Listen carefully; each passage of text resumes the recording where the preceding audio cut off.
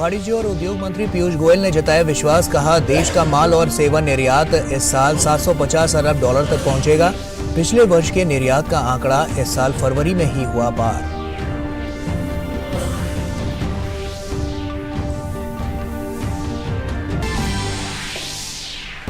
देश भर में G20 बैठकों के हिस्से के रूप में वित्तीय समावेशन के लिए वैश्विक भागीदारी पर 2 दिवसीय बैठक सोमवार से हैदराबाद में होगी शुरू। बैठक से इतर ग्लोबल साउथ के उभरते हुए देशों के बीच ज्ञान और अनुभवों के आदान प्रदान पर समूह सत्र का किया गया आयोजन।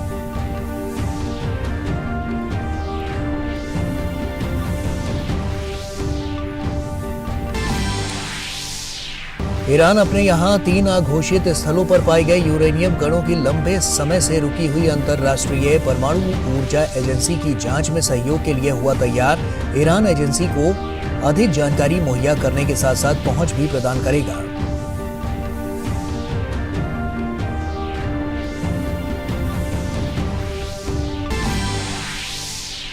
विमेन्स प्रीमियर लीग के पहले मैच में मुंबई इंडियंस की धमाकेदार जीत। गुजरात जायंट्स को 143 रनों से हराया। मुंबई इंडियंस के 208 रनों के लक्ष्य का पीछा करने उतरी गुजरात जायंट्स की टीम महज 64 रन पर ही सिमटी।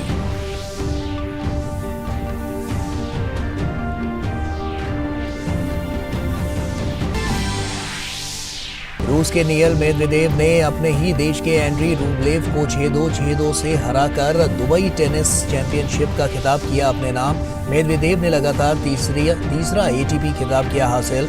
विश्व रैंकिंग में रूबलेव की जगह 6ठे नंबर पर पहुंचे मेदवेदेव।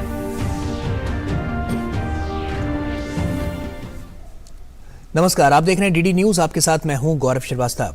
उद्योग और वाणिज्य मंत्री पीयूष गोयल ने विश्वास व्यक्त किया है कि इस वर्ष देश से वस्तु और सेवा निर्यात बढ़कर 750 अरब डॉलर हो जाएगा। उन्होंने कहा कि चालू वित्त वर्ष में फरवरी तक का कुल निर्यात पिछले पूरे वित्त वर्ष के मुकाबले अधिक रहा है। गोयल ने कल नई दिल्ली में रायसीना संवाद में कहा कि साधारणीयता और गुणवत्ता पर अधिक ध्यान देकर भारत आने वाले समय में निर्यात को बढ़ा सकता है। उन्होंने आगे कहा कि सरकार गुणवत्ता के प्रति जागरूकता बढ़ाने के प्रयास कर रही है और अब तक 440 उत्पादों के लिए गुणवत्ता नियंत्रण आदेश जारी किए जा चुके हैं। गोयल ने कहा कि अगले 2 वर्षों में सरकार गुणवत्ता नियंत्रण आदेशों की संख्या बढ़ाकर 2000 तक करेगी ताकि गुणवत्ता के साथ कोई समझौता ना हो। उन्होंने कहा कि देश में व्यापार और निवेश के लिए अनुकूल माहौल है।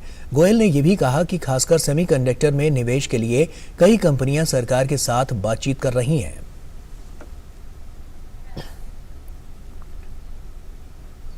और देश भर में G20 बैठकों के क्रम में वित्तीय समावेशन के लिए वैश्विक भागीदारी विषय पर कल से हैदराबाद में 2 दिवसीय बैठक शुरू होगी। इस बैठक से पहले शनिवार को भारत और वैश्विक दक्षिण साझा भविष्य के लिए एक दृष्टि विषय पर चिंतन हुआ।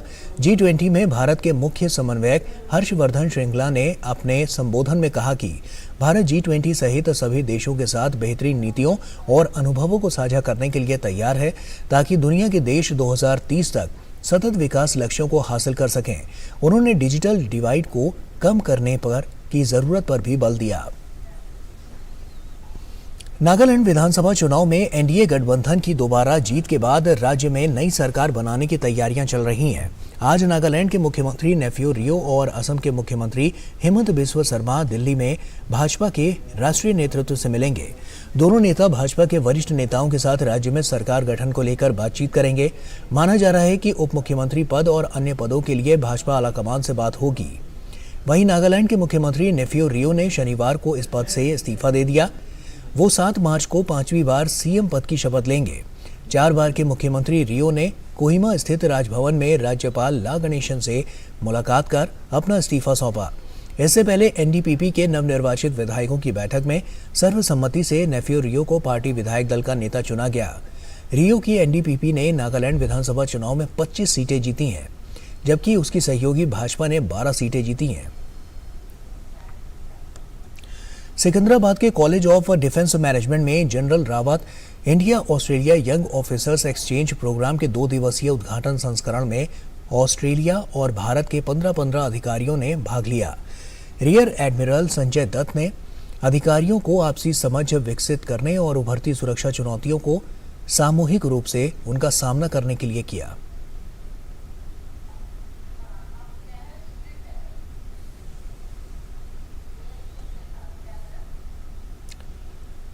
और मध्य प्रदेश के सीएम शिवराज सिंह चौहान आज से लाडली बहना योजना शुरू करेंगे। इस योजना के तहत प्रदेश की पात्र महिलाओं को 1,000 रुपए की मासिक सहायता दी जाएगी। भोपाल के जम्बूरी मैदान में होने वाले कार्यक्रम में मुख्यमंत्री इस योजना को शुरू करेंगे। इस कार्यक्रम में शहरी और ग्रामीण क्षेत्रों की कम से कम 1 लाख महिलाओं के शामिल होने की संभावना है। कार्यक्रम का आरंभ मुख्यमंत्री चौहान के 65वें जन्मदिन के साथ होगा। इससे पहले प्रदेश के वित्त मंत्री जगदीश देवड़ा में 1 मार्च को विधानसभा में राज्य का बजट 2023 से 24 पेश करते हुए कहा था कि सरकार ने मुख्यमंत्री लाडली बहन योजना के लिए 8,000 करोड़ रुपए तय किए हैं, जिसके तहत महिलाओं को कुछ शर्तों के तहत 1,000 रुपए प्रति माह वित्तीय सहायता दी जाएगी।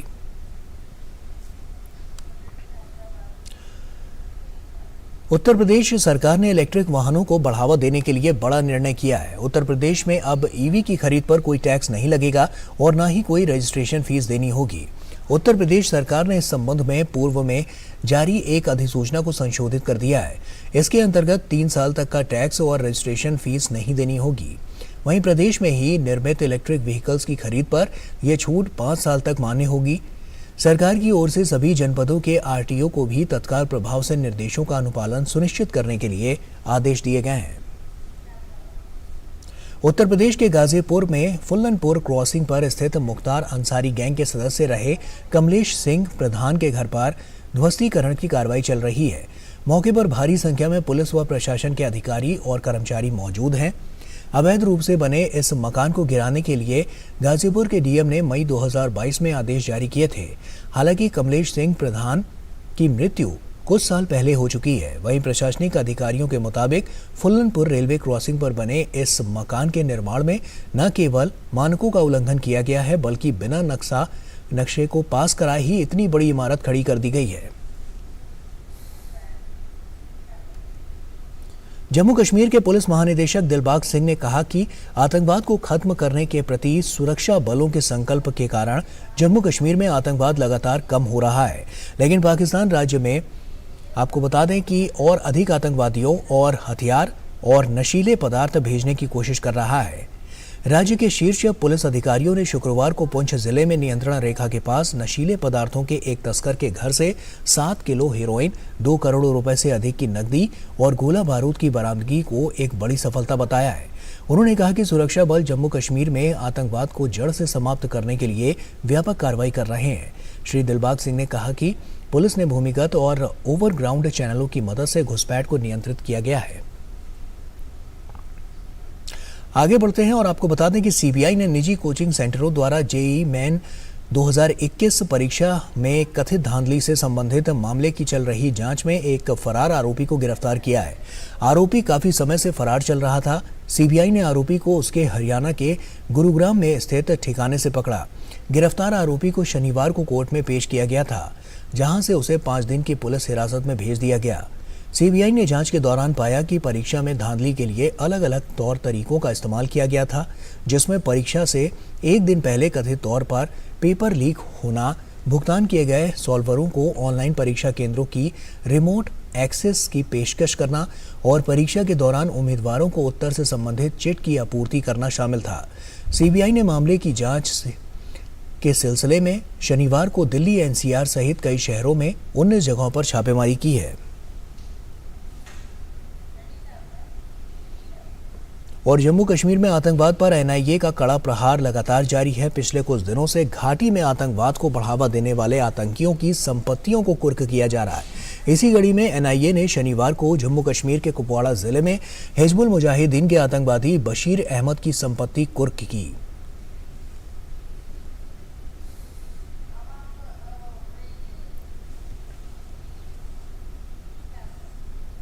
और यहां वक्त हो गया एक छोटे से ब्रेक का, जल्द लौटता है। शुरू करो, डालो बुनियाद, घर महल नजर आएगा। वंडर लाइए, वंडर अपनाइए, फर्क नजर आएगा। वंडर सीमेंट, फर्क नजर आएगा। जन औषधि केंद्रों पर मिलने वाली दवाओं की कीमत बाजार में जो दवाएं मिलती हैं उसी क्वालिटी की, लेकिन जन औषधि केंद्र में 50% से 90% तक उसकी कीमत कम होती है। भारतीय जन औषधि परियोजना के अंतर्गत अब तक देश भर में हजारों जन औषधि केंद्र खोले जा चुके हैं, जहां पर 1759 से अधिक दवाइयां और 280 सर्जिकल उपकरण बहुत ही कम कीमतों पर उपलब्ध हैं। अधिक जानकारी के लिए जन औषधि सुगम मोबाइल ऐप को डाउनलोड करें या टोल फ्री नंबर पर कॉल करें। सस्ती एवं उत्तम दवाएं जन औषधि केंद्र से लाएं।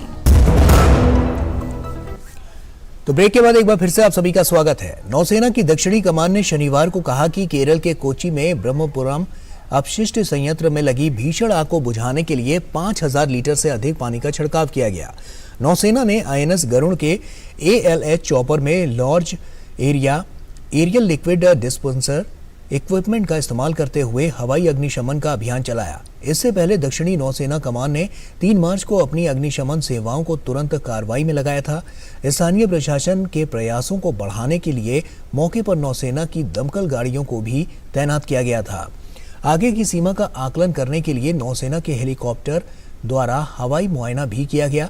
जिला प्रशासन के प्रयासों को गति देने के लिए अतिरिक्त अग्निशमन दलों और संसाधनों को सक्रिय किया गया।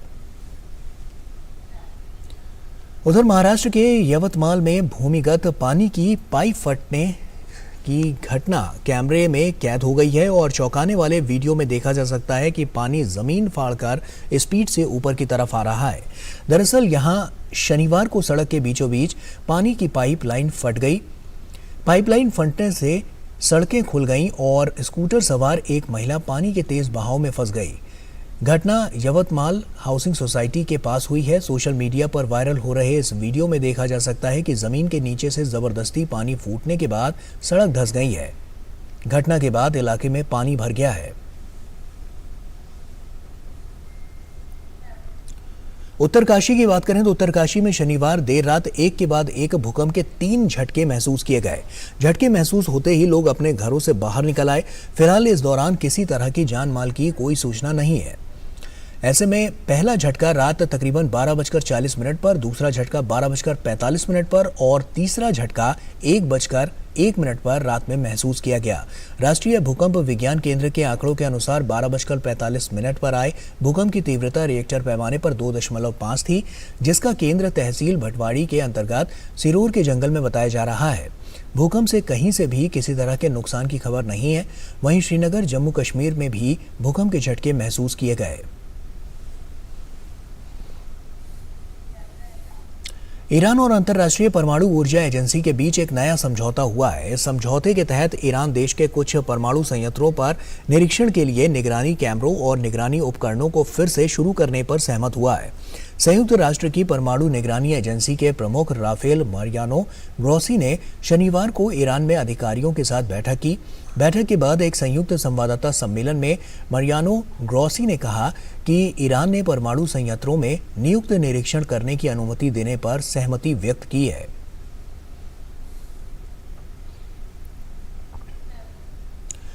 रूस यूक्रेन युद्ध के बीच रूस के रक्षा मंत्री सर्गेई शोइगु ने रूसी सेना के वरिष्ठ कमांडरों के साथ बैठक की है। इस बैठक में जनरल स्टाफ के प्रमुख वालेरी गेरासिमोव और जनरल सर्गेई सुरोविकिन शामिल थे।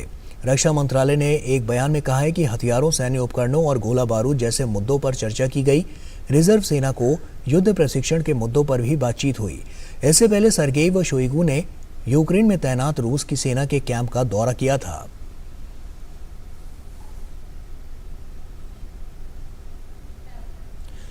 यूक्रेन युद्ध अपराधों पर यूनाइटेड फॉर जस्टिस सम्मेलन की मेजबानी कर रहा है।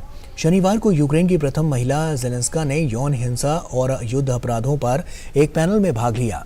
इस चर्चा में यूरोपीय संसद की अध्यक्षा रॉबर्टा मेट्सोला और लात्विया की प्रथम महिला ने भी हिस्सा लिया।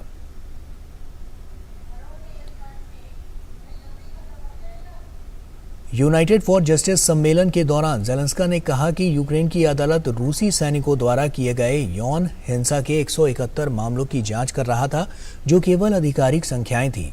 इस चर्चा में ईयू संसद की अध्यक्षा रॉबर्टा मेट्सोला ने कहा कि जब यूक्रेन युद्ध में जीत हासिल करेगा तो अपराधियों को दंडित होते देखना चाहेंगी। युद्ध अपराधों पर हुए इस सम्मेलन में रूस के द्वारा किए गए युद्ध अपराध के खिलाफ न्यायाधिकरण स्थापित करने के लिए अंतर्राष्ट्रीय साझेदारों को एक साथ लाने का प्रयास है। 1 cases of sexual violence against Ukrainians are currently being investigated by the Prosecutor's General's Office. And this figure is not limited to women. 39 men and 13 minors are among the victims. Most importantly, we know about these cases only because these people found the strength to speak. We do not know how many suffer in silence, especially in the occupied territories. Verdicts for Russian rapes and other war crimes are needed as a precedent, so that any potential aggressor, any collective rapist in the world knows that such things will not go unpunished. चीन की राजधानी Beijing में चीन की 14वीं national peoples Congress की बैठकें शुरू हो गई हैं। इन बैठकों में देश के शीर्ष पदों पर अगले 5 वर्षों के लिए नेतृत्व को अंतिम रूप दिया जाएगा। राष्ट्रपति शी जिनपिंग को तीसरी बार देश का राष्ट्रपति चुना जाना तय माना जा रहा है। पिछले वर्ष अक्टूबर में चीन की कम्युनिस्ट पार्टी की 20वीं कांग्रेस में उन्हें तीसरी बार पार्टी का महासचिव चुना गया था। दोनों बैठकों में जिन शीर्ष पदों के लिए नेतृत्व का चयन होना है उनमें उपराष्ट्रपति, प्रधानमंत्री, उप प्रधानमंत्री और स्टेट काउंसलर के पद शामिल हैं।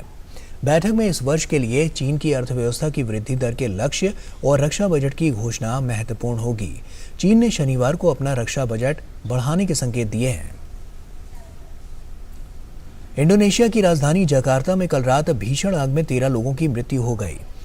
ये आग इंडोनेशिया की सरकारी ऊर्जा कंपनी द्वारा संचालित एक ईंधन भंडारण स्टेशन में लगी थी। इस घटना में 60 लोगों के घायल होने और कई के अन्य रूप से आपको बता दें कि गंभीर घायल होने की भी सूचना है और ऐसे में अभी तक आग लगने के कारणों का पता नहीं चल सका है।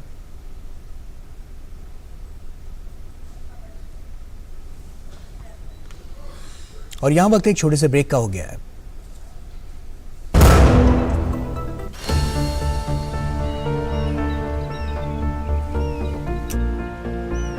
जो बनकर मेरा हमसफर आएगा सिर्फ उसी को फर्क नजर आएगा। शुरू करो, डालो बुनियाद, घर महल नजर आएगा। वंडर लाइए, वंडर अपनाइए, फर्क नजर आएगा। वंडर सीमेंट, फर्क नजर आएगा। तो ब्रेक के बाद एक बार फिर से आप सभी का स्वागत है। महिला प्रीमियर लीग के पहले सीजन का पहला मुकाबला मुंबई के डीवाई पाटिल स्टेडियम में मुंबई इंडियंस और गुजरात जायंट्स के बीच खेला गया। इस मैच में मुंबई की टीम ने धमाकेदार जीत हासिल की। टीम ने गुजरात जायंट्स को 143 रनों से हरा दिया। गुजरात ने टॉस जीतकर पहले गेंदबाजी का फैसला किया। मुंबई ने 20 ओवर में 5 विकेट पर 207 रन बनाए। जवाब में गुजरात की टीम 15.1 ओवर में 64 रन ही बना सकी। मुंबई के लिए कप्तान हरमनप्रीत ने सर्वाधिक रन बनाए और अपनी पारी में उन्होंने 14 चौके भी लगाए। ऐसे में आपको बता दें कि मुंबई के लिए साइका इशाक ने सर्वाधिक 4 विकेट लिए।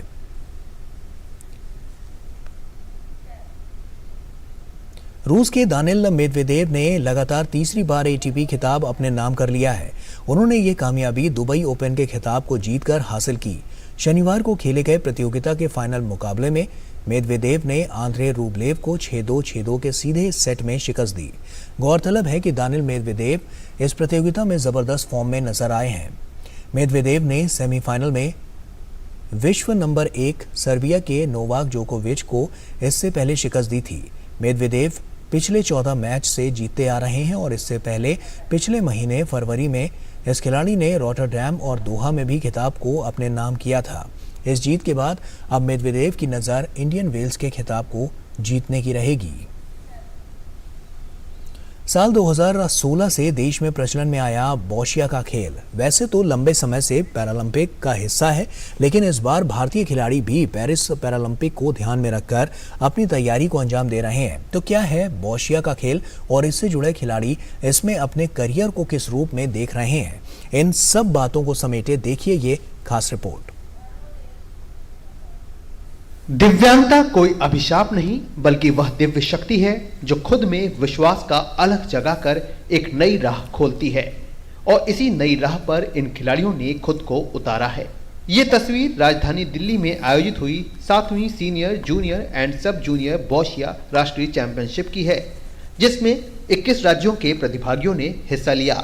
इन प्रतिभागियों में न केवल इस खेल के प्रति समर्पण दिखा, बल्कि खुद को एक नया मुकाम देने का हौसला भी नजर आया। व्हीलचेयर यूजर जो एक घर से भी नहीं निकलते, पर इस गेम के थ्रू आप अपने देश को ना बाहर रिप्रेजेंट करेंगे और मेडल जीत के अपने देश का नाम भी रोशन कर सकते हैं। हम गेम के खेलने के लायक हैं, इससे बड़ी बात और क्या हो सकती है। कोई आज के डेट में अगर किसी से आप पूछो कि आप स्पोर्ट्स पर्सन हो तो सब लोग फिटनेस की बात करते हैं, बॉडी बिल्डिंग की बात करते हैं, बॉडी मेंटेन की बात करते हैं, लेकिन हमारे पास सब कुछ नहीं होने के बाद हमारे पास एक चीज़ है, वो है माइंड स्टेबिलिटी और माइंड गेम का, जो कि और उसके बदौलत आज हम यहाँ नेशनल तक पहुँचे हैं। बोस्चिया का खेल 1984 से पैरालंपिक खेल का हिस्सा है। हालांकि भारत ने इसमें अपनी उपस्थिति 2016 में बनाई। इस खेल की बात करें तो इसे एकल, युगल या फिर टीम के तौर पर खेला जा सकता है, जिसमें लेदर की गेंद को फेंका जाता है, जिसे सफेद गेंद या फिर जैक के करीब ले जाना होता है। इस प्रतियोगिता का मकसद 2024 पैरालंपिक के लिए खिलाड़ियों को तैयार करना है, साथ ही साथ मानसिक तौर पर उन्हें मजबूती देना है। इंडियन पैरालंपिक में लास्ट में रियो में हमारे इतने मेडल्स नहीं आए थे। इस बारी जो सी हमारी टीम थी उसमें हमारी president secretary general Gurcharan Singh ji, इनके प्रयास से सबसे 19 मेडल आए, जिसकी प्रधानमंत्री जी ने भी सराहना करी और हमसे कहा इस खेल के लिए जितना ज़्यादा से ज़्यादा आना चाहिए। टोक्यो 2020 में जो इंडिया ने पैरालंपिक्स में परफॉर्म किया है और इसका श्रेय हमारी पैरालंपिक कमेटी ऑफ इंडिया की टीम को जाता है, तो हम भी उसी जो एक हमने इतनी बड़ी अचीवमेंट की है काफ़ी सालों के बाद, हम भी उस अचीवमेंट का पेरिस में और जो एशियन गेम्स इस साल में हो रही हैं उसका हिस्सा बनना चाहते हैं कि बोस्चिया का मेडल इंडिया के लिए हम लेके आएँ और जो बच्चे बिल्कुल अपने घरों में रूम्स में बैठे हुए हैं उनको हम लेके आएँ और वो आके बच्चे यहाँ पे खेलें। अलग अलग कारणों से इस खेल में आए इन खिलाड़ियों का मकसद एक नई मिसाल कायम करना है, जो दूसरों को भी प्रेरित करे और इस बात का संदेश समाज में पहुंचे कि जीवन के किसी मोड़ पर आया तूफान पूरी जिंदगी को बदल नहीं सकता, बल्कि कुछ नया करने की हिम्मत और हुनर को ही जन्म दे जाता है। तो वाकई हौसले की इस उड़ान को सलाम है, जो रुकने का नाम नहीं ले रही और लगातार सफलता के नए आयाम स्थापित कर रही है। इनकी कोशिश यही है कि पूर्व में जो कुछ भी हुआ उसको भुलाकर नए सिरे से आगे बढ़ाया जाए और देश के मान को विश्व स्तर पर लगातार ऊंचा किया जाए। कैमरामैन अजय के साथ मैं गौरव कुमार, टीडी न्यूज़, दिल्ली। और प्राचीन नगरी काशी अनोखे आयोजनों और परंपराओं के लिए विख्यात है। रंग भरी एकादशी के अगले दिन शनिवार को एक ऐसा आयोजन हुआ जिसमें जनसैलाब उमड़ पड़ा। मणिकर्णिका घाट पर लोगों ने चिता भस्म के साथ होली का त्योहार मनाया। एक तरफ चिताएं धधकती रहीं तो दूसरी ओर बुझी चिताओं की भस्म से जमकर साधु संत और भक्त होली खेलने में रमे रहे। ढोल मजीरे और डमरुओं की थाप के बीच भक्तगण जमकर झूमे और हर हर महादेव के उद्घोष से महाशमशान गूंजता रहा। मान्यता ये है कि गौना कराने के दूसरे दिन बाबा विश्वनाथ ने महाशमशान पर अपने गणों के साथ होली खेली थी।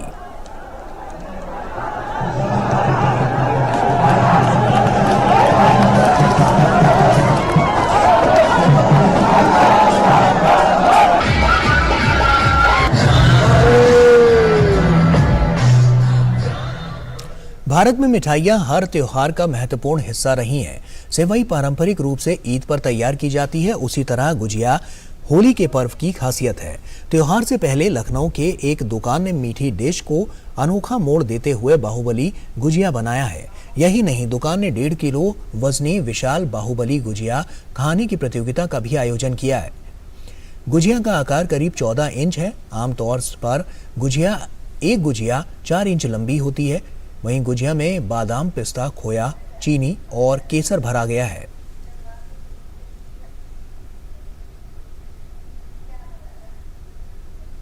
और इसी के साथ फिलहाल इतना ही। दीजिए इजाजत। नमस्कार।